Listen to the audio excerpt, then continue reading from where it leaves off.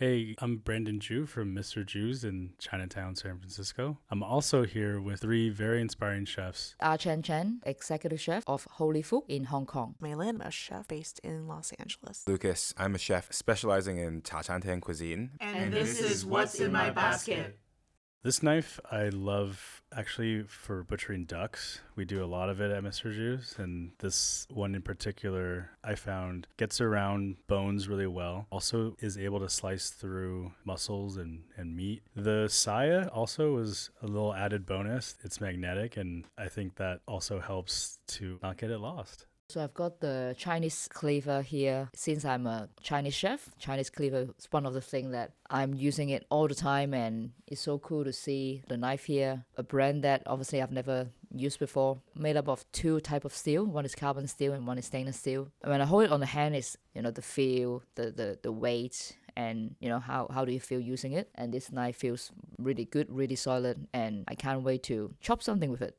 So one of my favorite things to use in the kitchen is a tawashi. It is a vegetable brush. I don't always love to peel my vegetables, but when I have the tawashi in hand, I like to kind of scrub the outside of like a carrot, and you're pretty much good to go. So this is the Japanese Culinary Academy's Yakiba book about grilling techniques. It's one of many volumes that they produce. This book actually was introduced to me this visit to Bernal, and it seems to be the most involved cookbook ever. I mean, it's encyclopedic in its approach, just the photos showing you how the protein textures change over time, the details for the knife and cutting techniques. This is the sort of attention that Japanese cuisine has paid to their food culture that I hope that's able to represent for Chinese food one day.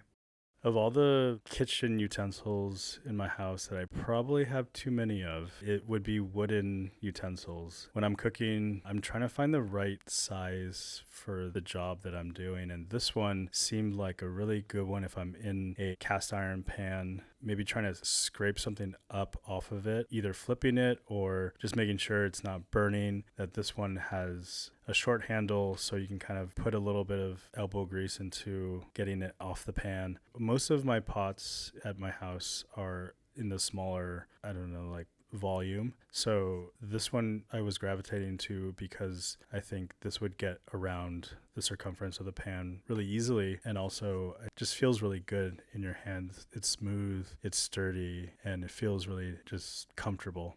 I'm so excited to see this press. I love making pickles and salted veg and kimchi. This veg press is like ideal, to be able to kind of sew things down. And I think the screw part is the most amazing. Not only is pressing, because when you sew things, when you ferment things, it starts to lose its texture. So you can actually make use of the screw and start to lower the press, making sure your vegetables is submerged in the liquid that they're meant to be submerged in. And the size of it as well, I can see making kimchi in it. Hopefully I can bring one home. Next up is a danabe, specifically one to cook rice. It's essentially a clay pot, but I really love to use this to cook my rice in because it has such a specific flavor that you don't typically get from cooking rice in a rice cooker. I love using this because it takes only 15 minutes to cook your rice. No joke. It has a double lid, pretty much acts like a pressure cooker, which means it really cuts your time in half when cooking rice. This cumin is the first product I had first tasted from Burl Up and Barrel that really shook my world with cumin. And I think because when we're spicing things like Xinjiang style with cumin and Sichuan peppercorn, the quality of your cumin and the quality of your Sichuan peppercorn really is what makes the dish. And this one in particular, the texture, the impact, the flavor, just its ability to take on being toasted. I would say just how earthy this one is in particular, with also being really fragrant. Really special cumin. Here's the other thing about me. I have tiny hands, so I like small chopsticks. I also am a little bit resistant to tweezer style cooking, and that sort of fine herb work, garnish work is done in my kitchens with chopsticks instead. The children's chopsticks are the perfect length so they can sit in your chest pocket without them poking your face every time you look down. I think this is the first time I've seen a good can opener that is designed for left-handers. That's why I appreciate, Japanese products so much, because they think of all the details. And as soon as I see it, kind of never thought, oh yeah, like if I'm a lefty, how do I open the can with this kind of can opener? I'm going to get one to bring it to my kitchen team who are lefties. RIP to Queen's Restaurant. I used to love going there. I'm so happy though they are still doing products. These are one of the pantry items that to me reminds me of my friends, and it's nice to have in your pantry. And the quality, I think, is really what sets this thing apart from a lot of other store-bought gochujangs. The color, the vibrancy, and the quality really shines. This knife caught my eye at first because of the design. Green handle, my favorite color is green, and then the spare, shape. This is made by a German company, and this particular series is called Don Carlos. Since I'm using a cleaver a lot, the only really knife that I'm missing is kind of like a boning knife style knife. And although it looks quite simple, the plastic handle, the design of it, is rough plastic. The grip itself feels really good, and the knife feels really balanced. This is the knife that to me looks really special, so I really like it. This soy sauce from Yunhai is really special. I have increased my number of soy sauces that I have at my house to, I don't know, something like double digits. But this one in particular, I gravitate to for braises specifically. It has a sweetness, the color, the darkness of it really imparts into meat and into the color of the braising liquid, and I love it. Misono UX10 is probably one of my favorite knives to use, specifically the slicer. It's my all-purpose knife that I use all the time, from slicing vegetables to precise knife work, slicing meat, slicing fish, you name it, it can be done with that knife. The marquee item at Diaspora Co. is their turmeric, and this is a turmeric I'm very familiar with. It's a turmeric that I used last night at Mister Jiu's for our Cantonese-style curry. Now, I get that spices are expensive, and upgrading your spices from the typical commodity stuff requires a lot of thought, but turmeric is the first choice that I made and the choice that I wouldn't go back on. The floral qualities of the turmeric can't be replaced, and the fact that this is a fresh harvest that Sana has worked so hard to source means that your food comes out tasting so much better and so much brighter. She also recently wrote a cookbook, the Diaspora Spice Co. cookbook, and because I wrote a cookbook myself, I look at her book and I read her book inspired. The amount of legwork that Sana, Asha, and her team have gone to collect regionally specific recipes from their producers, the amount of work they've done to test this book means that it is a small little volume, but all the ideas in there are very much distilled and concentrated. It's a very high quality cookbook amongst a glut of poorly made modern cookbooks.